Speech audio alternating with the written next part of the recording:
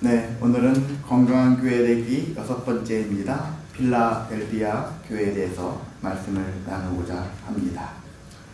예, 필라델피아, 우리는 이렇게 성경에서는 좀 완화되게 이렇게 소리를 내게 되어 있는데, 미국에는 필라델피아라는 도시가 있는 거 아시죠? 필라델피아.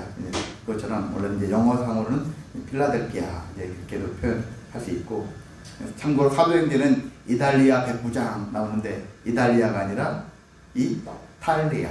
예, 성경에도 이탈리아. 옛날부터 이제 오래전부터 이달리아라고 이렇게 불리고 있는데 이탈리아 이렇게 표현되어 있습니다. 필라델피아라는 뜻은 여러분들 주보에 있는 것처럼 버가모의 왕이 아탈루스라는 2세가 있는데 동생을 많이 끔찍히 사랑했던 것 같습니다. 그래서 어떠한 도시를 이 필라델피아 현재 이 지역을 기획도시라고 하는데 기획도시로 세울 때 여기 필라델피아라고 명명했는데 원래는 이제 필라텔포스라는, 근데 이것을 두 단어가 합친 건데 필로스, 여러분 사랑의 4가지 있잖아요. 아가페, 필로스 이렇게 하잖아요. 사랑의 한 방편인데 형제 사랑을 얘기하고 있죠. 필로스. 그리고 필로스와 아델포스라는 우리 또 그리스어가 있거든요. 아델포스가 형제라는 뜻을 갖고 있는데, 그래서 이 필로스랑 아델포스가 합치진 단어. 그래서 이것을 풀어서 얘기하면은 형제를 사랑하는 자다라는 뜻을 가지고 있는 도시라는 것입니다.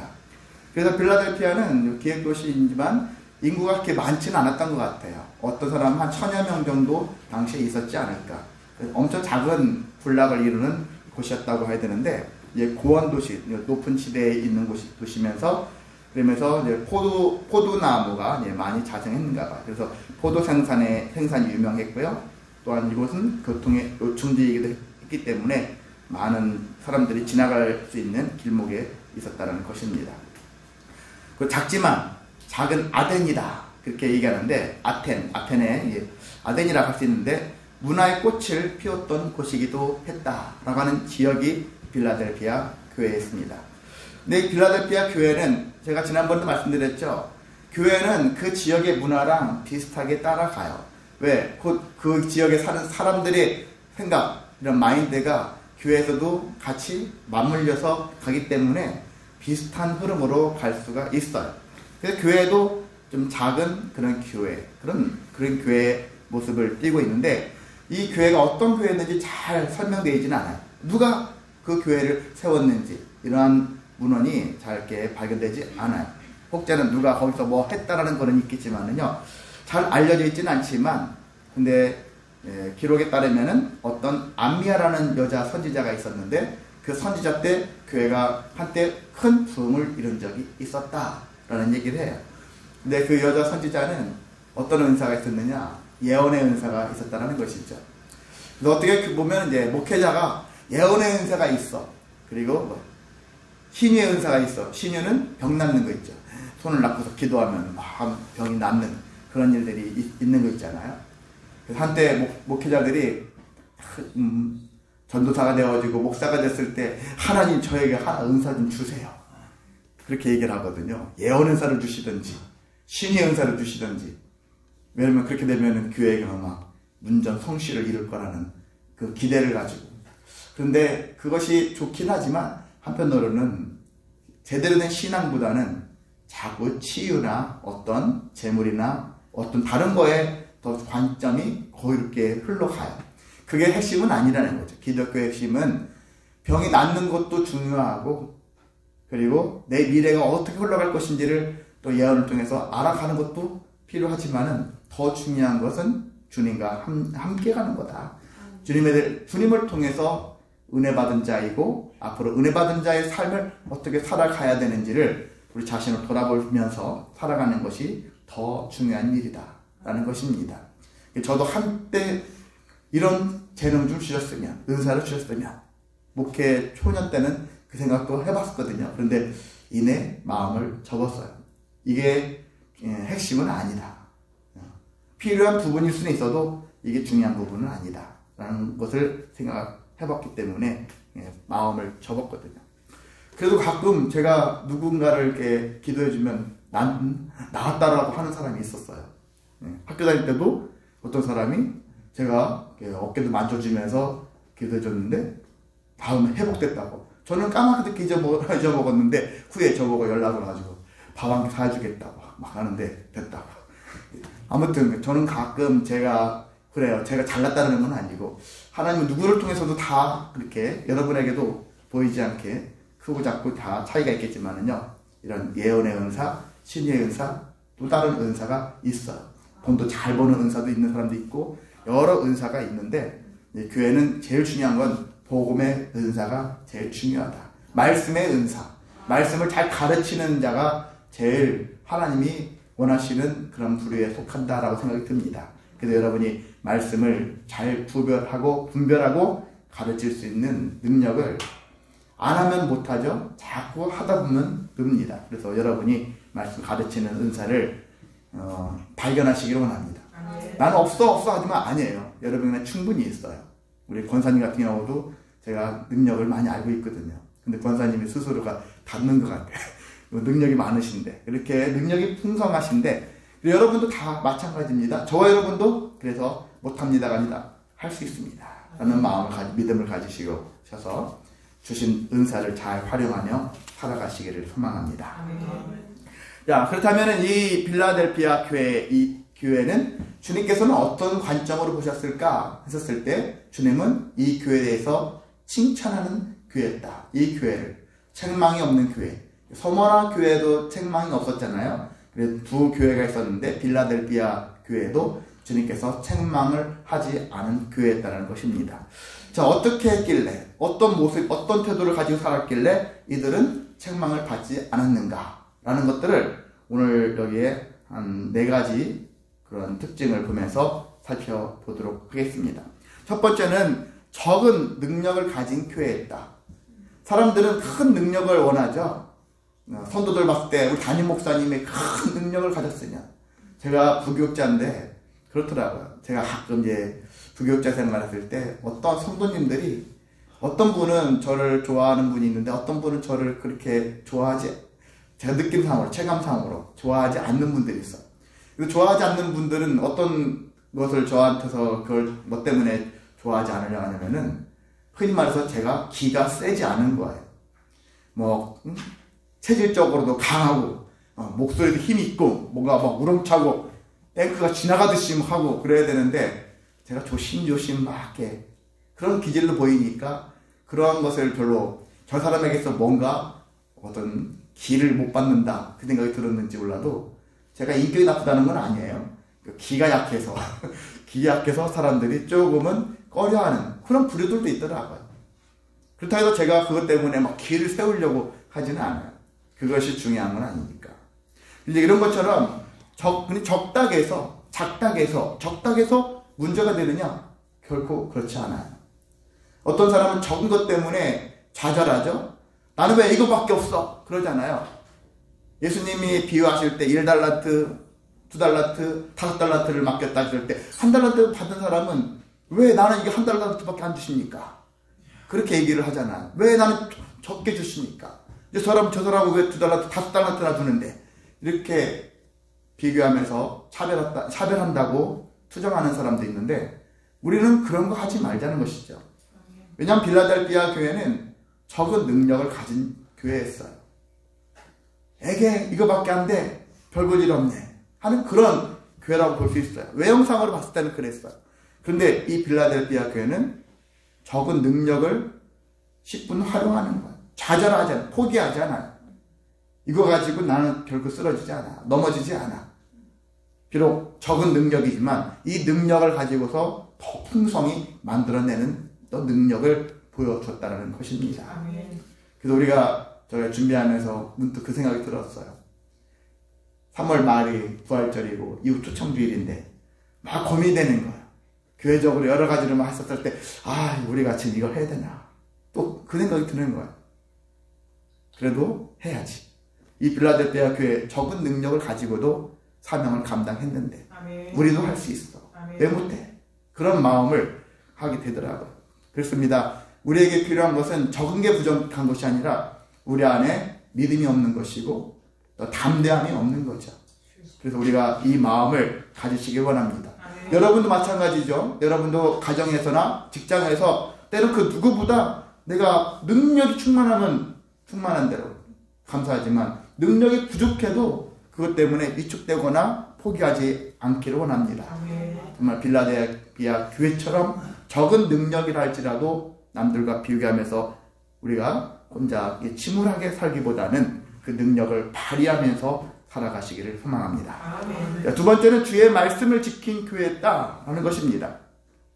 주의 말씀을 지킨다. 지킨다라는 것은 뭔가 외압이 있다라는 것이잖아요. 계속 핍박이 있어요. 왜냐하면 이 지역도 여전히 우상을 섬기는, 이게 포도주가 나오잖아요. 포도 생산이니까. 그래서 포도주를 나오는데 포도주의 술의 신이 누구죠? 디오니소스라고? 소스가 맞나요? 네, 디오니소스. 자, 발음이 그래서인데. 예, 디오니소스라는 그런 신을 특별히 이 지역에서는 섬겼어요. 그런 것처럼 수많은 우상을 섬기고 또 황제도 섬기고 하는 그런 상황은 어디거나 마찬가지였는데, 근데 이들은 그런 것들에 대한 외압이 있을지라도 그 외압을 이겨냈다라는 거예요. 근데 여러분은 항상 우리는 그걸 생각하셔야 돼요. 제가 교회를 하다 보니까 계속 공통적인 게 나오는데 외압이 있었다. 그리고 내적으로 그것에 흔들리는 거예요. 마음이 흔들리고 믿음이 흔들리는 거죠. 미혹당하는 것이죠. 저기에 혹 하는 마음들 때문에. 미혹한다는 얘기는 내 본성이 이미 거기에 마음이 가 있다는 거예요. 그걸 사모하는 마음이 있으니까. 누가 살살 건드려주면 싹 넘어가는 거죠.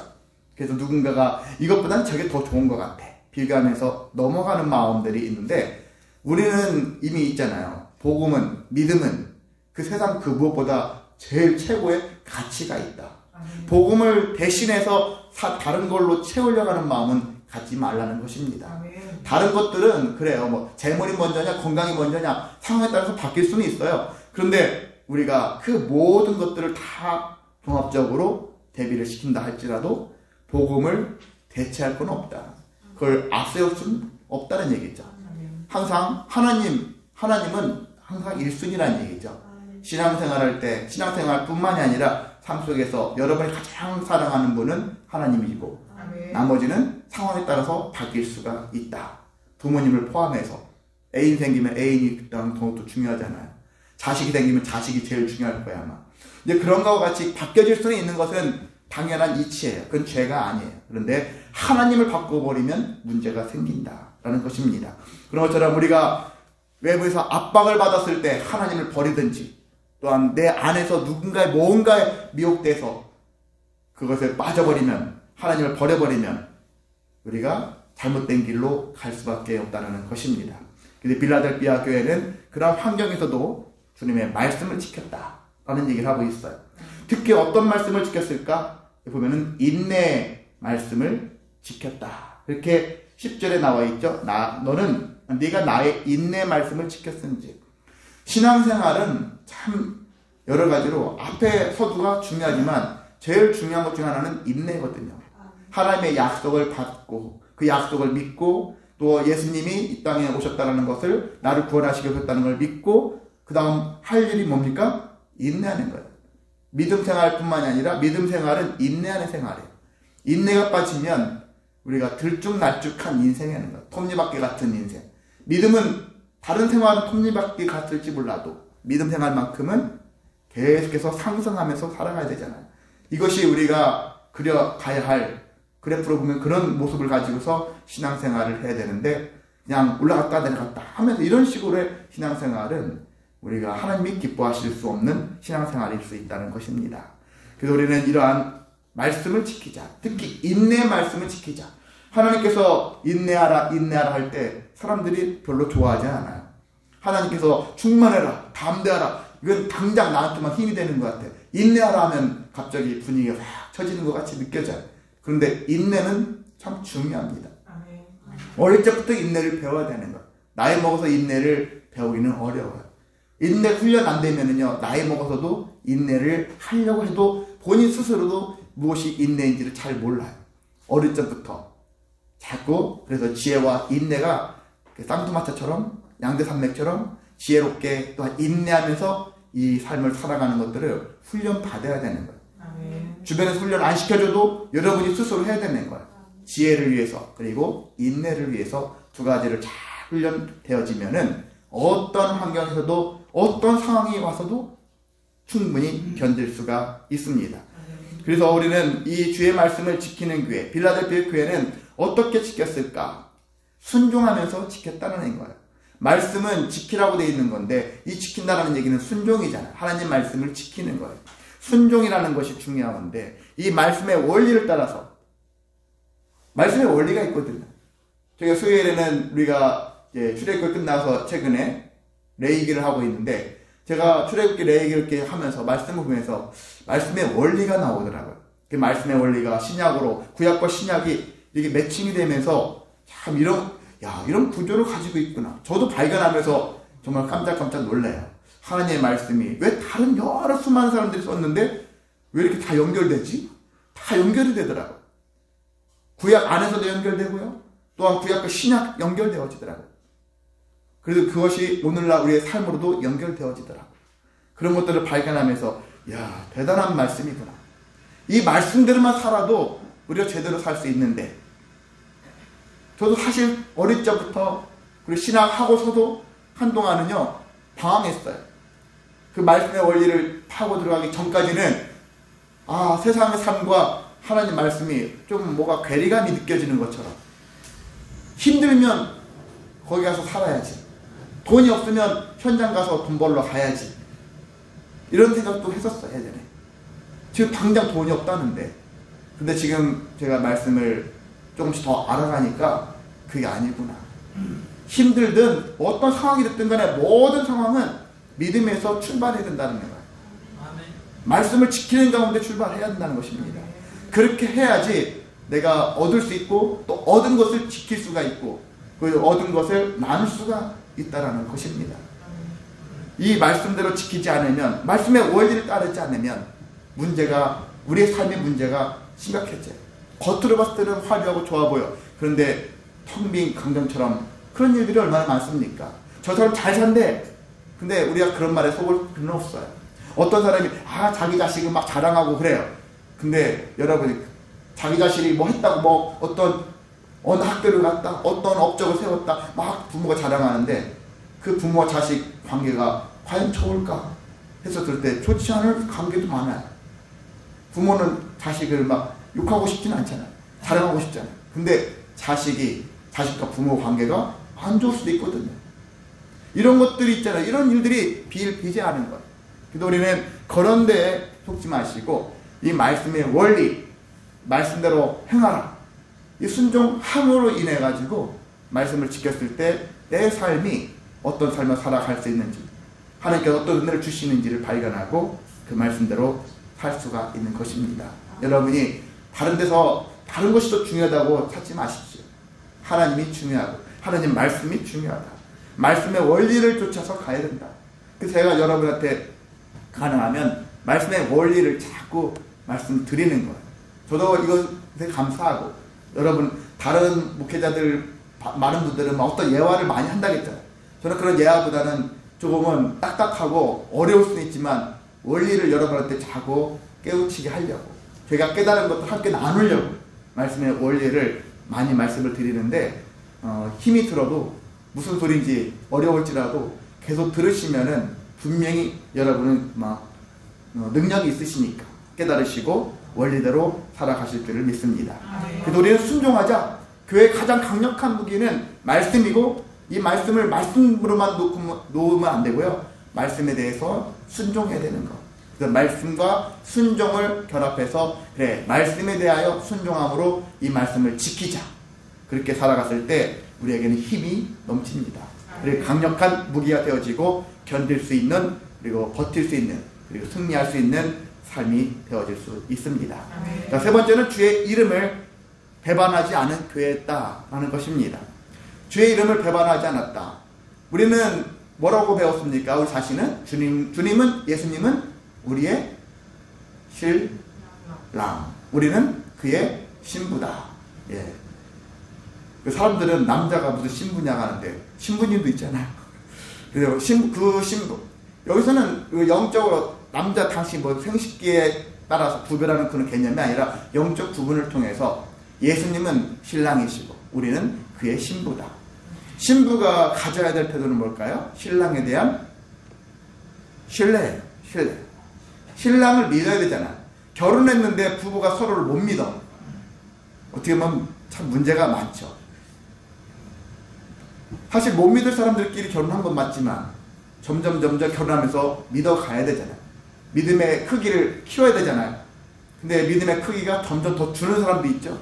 그래서 우리는 결혼을 했다면은, 부부가 됐다면은 신랑 신부가 서로에 대한 믿음이 있어야 되는 거예요. 그 이름을 부끄럽게 여기지 말아야 되는 거예요. 내 신랑, 내 신부를 부끄럽게 여기지 말자. 우리도 마찬가지로 하나님을 믿는 자로서 예수님이 나의 신랑이 되시는데 예수님이 부끄러워. 예수님의 이름을 꺼내고도 싶지 않아. 사람들 앞에서. 그래서 그렇게 조용히 혼자 믿는 사람도 있어요. 나중에 너 교회 다녔던 사람이야? 예수 믿었던 사람이야? 이렇게 반문하는 일들이 종종 있잖아요. 부끄러워서 드러내지 못하는 그런 면들이 있거든요. 여기서 부끄럽다는 얘기는 내 자신의 부끄러움이 아니라 예수님이 부끄럽다는 거예요. 그래서 예수님을 배반하는 거죠. 배반하는 것들을 하지 말라는 것이죠. 빌라델피아 교회는 그래요. 적지만 주의 이름을 배반하지 않은 교회였다. 다른 교회는 발람의 교훈, 니골라당의 교훈, 이세벨의 이런 가르침을 따라가지고 예수님의 이름을 배반했어요. 우리는 성전이라고 했잖아요. 교회라고 했지 않습니까? 내가 교회인 것을, 내가 성전인 것을 부인하고 내가 밀어내고 감추고 부끄러워하면은 이건 결국 예수님의 이름을 배반한 자와 같다라는 것입니다. 하나님은 우리를 신뢰하는데, 하나님은 우리를 기뻐하는데, 우리를 좋아하시는데 정작 우리는 싫어한다. 자녀들이 대체적으로 보면은 부모는 자식을 엄청 기뻐하죠. 자식만 생각하면 막 마음이 들떠요. 근데 자식은 부모에 대해서 선별적이에요. 좋을 때가 있고 나쁠 때도 있고, 함께 하고 싶을 때 있고, 좀 오늘은 안 봤으면 하는 때도 있고. 자식들은 이래요. 우리가 그런 모습을 가지고 있다는 것입니다. 예수님에 대해서 필요할 때는 막 부르짖고, 어떨 때는 예수님을 등지고, 이것이 우리의 모습인데, 우린 빌라델피아 교회처럼 언제든지 예수님만큼은 대환영, 예수님에 대한 깊은 신뢰, 깊은 은혜를 가지고서 여러분이 믿음 가지고 살아가시기를 소망합니다. 자, 네 번째는 열린 문을 가진 교회였다. 열린 문. 이 열린 문은 천국 문 앞에 있으면 문이 있다는 얘기죠. 문인데 천국에 들어가는 문이 있는데 이 문이 열려있는 문이에요. 열렸다는 얘기는 너는 천국에 들어갈 수 있다는 것을 의미하죠. 천국으로 들어갈 수 있는 그러한 교회였다. 이 교회를 가면 천국 간다는 그런 의미가 아니라 이 교회가 그만큼 주님을 배반하지 않고 말씀을 지켰고 적은 능력으로도 그 자기 능력을 발휘하기 위해서 몸부림치는 교회였기 때문에 너의 믿음들을 보면 너의 믿음들은 충분히 하나님 나라에 가기에 합당한 자들이다 라는 인정을 받은 교회였다는 것입니다. 여러분도 그렇게 되시기를 원합니다. 하늘도 소망교회라는 교회 공동체라는 이름 말고도 여러분 개개인적으로도 참 당신을 보면은 하나님의 살아계심을 제가 믿겠습니다 라는 그런 소리를 들으셔야 돼요. 당신을 보니까 정말 예수님이 왜 오셨는지, 왜 구원하셨는지 그런 것들을 믿겠습니다 라는 것들을 여러분 우리가 증명이 되어야 되는 거예요. 내가 입술을 다니면서 예수 믿으세요 이런 소리 말고도 여러분의 신앙 인격, 신앙인으로서의 인격이 있잖아요. 그 인격이 살아있어야 하는 것입니다. 그래서 그 모습을 가지고서 여러분이 그렇게 살아있는 그 자체만으로도 복음이 되어질 수 있도록 인생이 그런 삶이 되시기를 소망합니다. 자, 이러한 곳에 주님께서는 이 빌라델피아에 권면하셨고 또 이루하시고 격려하신 이야기들이 추가로 나와 있습니다. 그건 뭐냐면요, 예수님께서는 어떤 말씀으로 이루하셨고 격려하셨냐면은 일단 보면은 여기에도 자칭 유대인이라고 하는 사탄의 회당이 또 있어요. 항상 원래는 그 있잖아요. 전혀 누군지 모르는 사람이 저를 괴롭히기보다는 주변에 안다고 하는 사람이 괴롭힐 때가 훨씬 많아요. 그래서 그런 사람들이 훨씬 많죠. 유대인들을 많이 괴롭혀요. 믿는 자들을 괴롭혀요.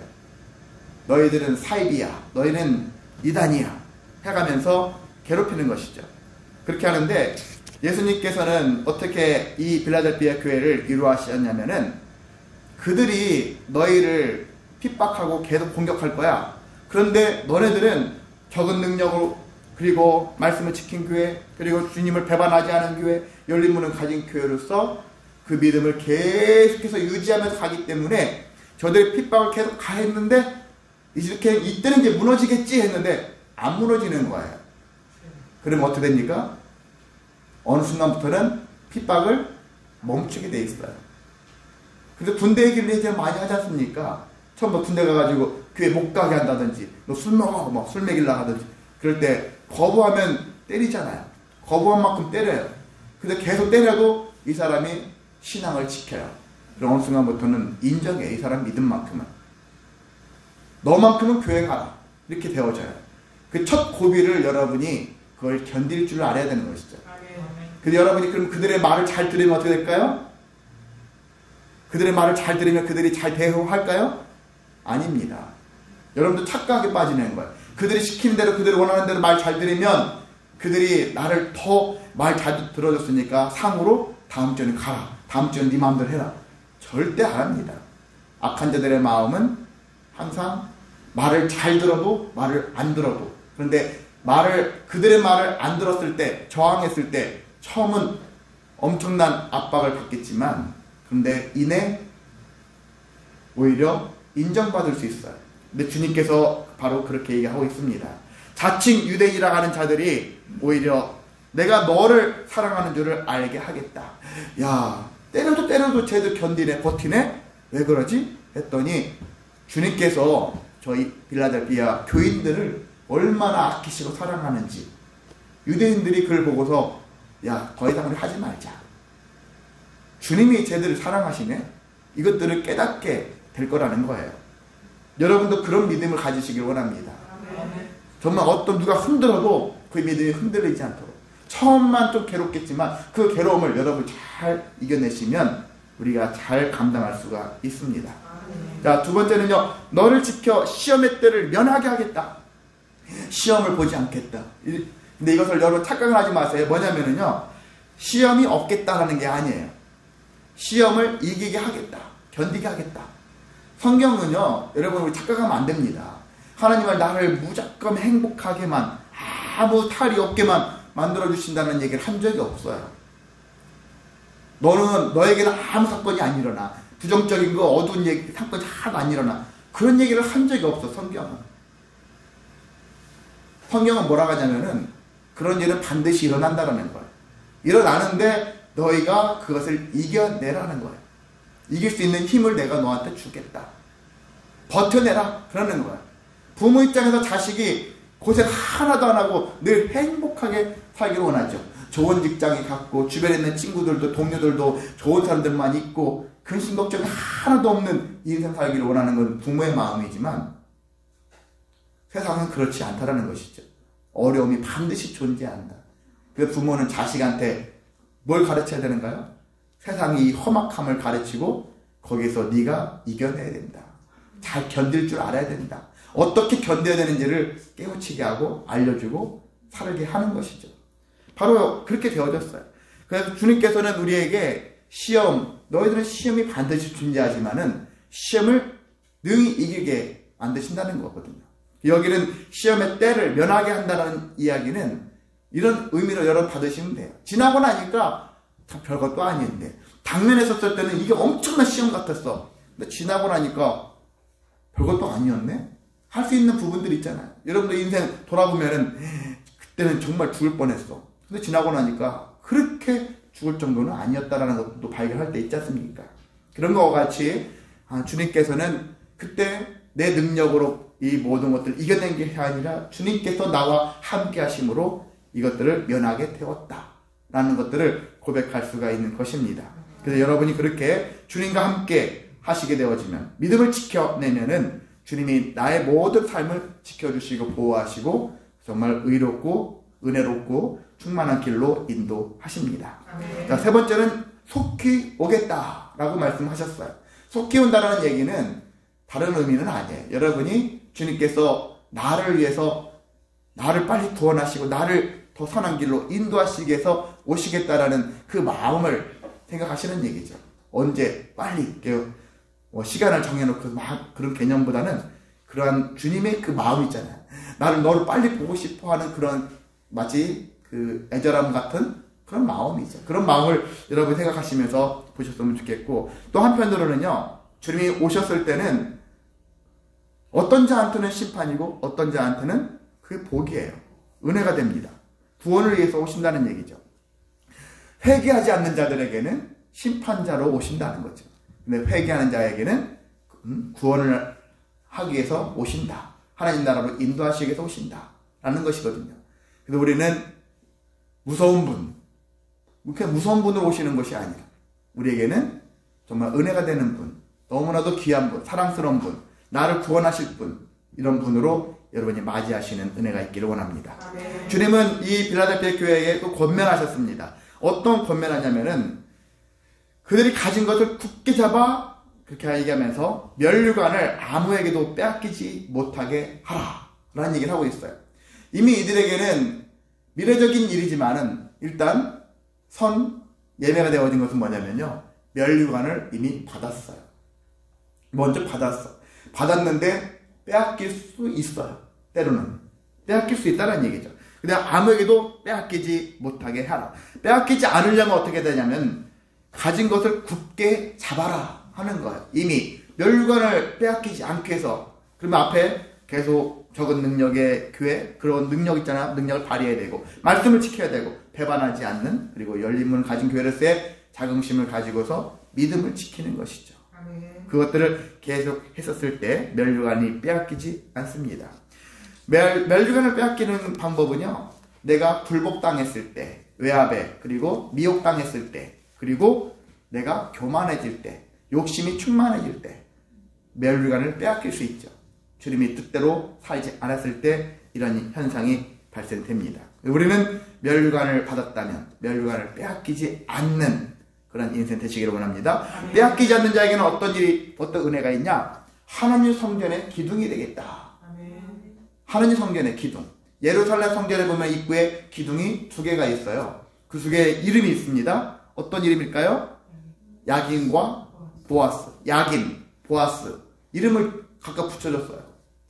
근데 야긴과 보아스라는 그 이름을 붙였는데, 야긴이라는 것은 하나님의 양손으로 죄인을 선택하여 죄악에서 탈출하게 하시고 생명을 불어넣으셔서 인생을 하나님 말씀에 적용하게 한다. 말이 설명이 좀 길죠.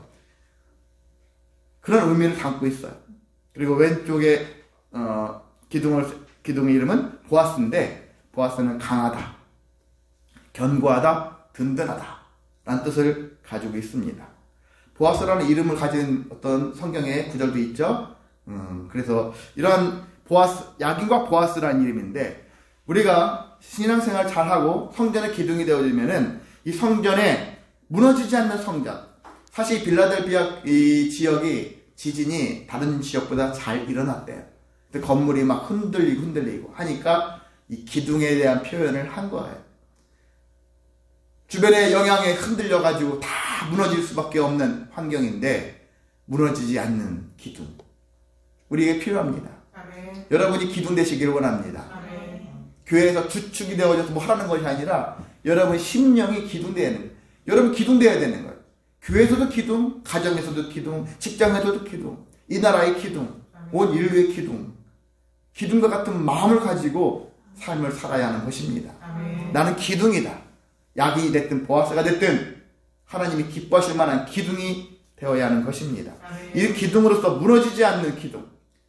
예수님 성전 얘기했지 않습니까? 예수님이 내 안에 계시면 주님은 안 무너진다 했잖아요. 나는 무너질 수가 있어요. 연약해서 핍박에, 미혹에, 욕심과 교만에 무너질 수 있어요. 근데 주님이 안 무너지면 결국 나는 안 무너진다는 것이죠. 우리의 힘으로 버틸려가는 것은 어려워요. 근데 주님이 함께하면 무너지지 않는다. 아멘. 여러분이 믿으셔야 됩니다. 아멘. 주님이 없으면 무너져요. 언젠가는 무너질 수 있어요. 그런데 주님이 계시면 안 무너진다. 아멘. 그것을 늘 기억하셔서 무너지지 않는 기둥이 되리라. 이런 기둥이 되어졌을 때 예수님께서는 어떤 또 은혜를 더하냐면은 이 기둥에 새 이름을 주겠다는 거예요. 새 이름. 여기서 새는 발음상에서 두 가지 다 있어요. 새로운 것이라는 게 있고요. 뉴가 있고요. 또한 세 가지가 있어요. 새 이름이 있는데 어떤 이름을 주냐면은 하나님의 이름을 주겠다. 또 새 예루살렘의 이름을 주겠다. 나의 새 이름을 주겠다.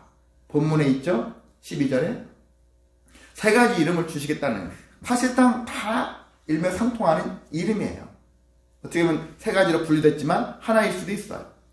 자, 하나님의 이름, 새 예루살렘의 이름, 나의 새 이름. 다 한마디로 하나님께, 예수님께, 그리스도에게 속했다, 속한 자다, 그렇게 되어졌다라는 의미를 생각하시면 되겠습니다. 이제 말씀을 마치겠습니다. 우리는 규모로 친다면 참 빌라델비아 교회를 닮았다라고 생각이 듭니다. 그리고 때로는 우리가 적은 능력으로도 더 큰 능력을 낼 수 있는 교회였다라는 것들을 여러 행사를 통해서도 우리가 이미 체험을 했습니다. 그리고 때로는 주의 말씀을 지키려고 몸부림치는 교회이기도 했다. 그리고 주님의 이름을 배반하지 않기 위해서 몸부림치는 모습도 우리가 있었다라는 것입니다. 그래서 우리가 이러한 믿음을 가지셔서 끊임없이 끝까지 그런 삶을 살아가시기를 원합니다. 아멘. 여러분을 계속 미혹하고 핍박하고 압박하고, 그리고 여러분이 교만과 욕심이 이 모든 것들을 무너지게 만들지만, 우리는 끝내 빌라델비아 교회처럼 칭찬 듣는 교회, 하나님 나라로 나아가는 멸관을 쓴 교회, 하나님의 기둥으로서 사명을 감당하는 교회 그리고 성전, 이런 모습으로 살아가고 있음을 기억하셔서 이렇게 살아가야 되겠구나. 아멘. 결단하고 다짐하고 또한 순종하면서 살아가시는 저와 여러분 되시기를 주님의 이름으로 소망하고 축복합니다. 아멘. 다 같이 일하셔서 찬송가 436장 찬송합니다.